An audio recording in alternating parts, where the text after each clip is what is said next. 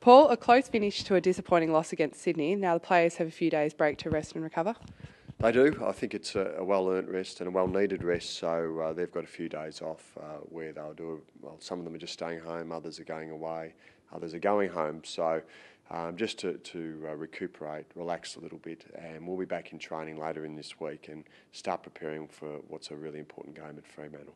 And David Zaharakis was a late withdrawal from the game, doing his quad, and Tom Bell-Chambers was an early sub. Is there any injuries news with him?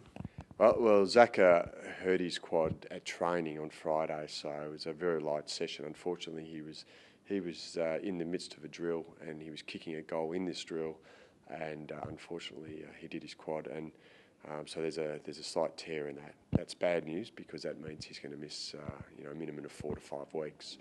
So we certainly missed his spread and his run on the weekend, but we'll be without that for a few more weeks. Tom Bell-Chambers, there's nothing wrong with Tom.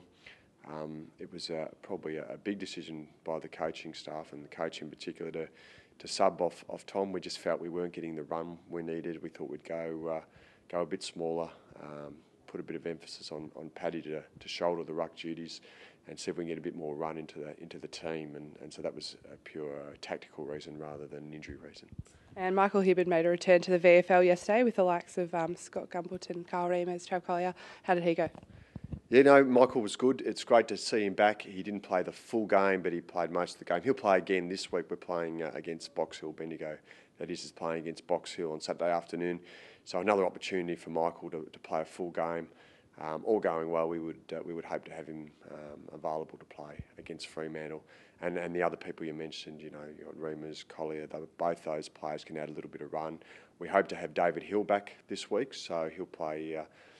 Hopefully play for Bendigo on Saturday afternoon, and where there's an outside chance that Mark McVeigh will also play on Saturday afternoon. So we've got a few players that are having a run around in the VFL. It's going to be an interesting and difficult selection query come the game in Perth. Paul, thanks for joining Bomber TV today. Thanks, guys.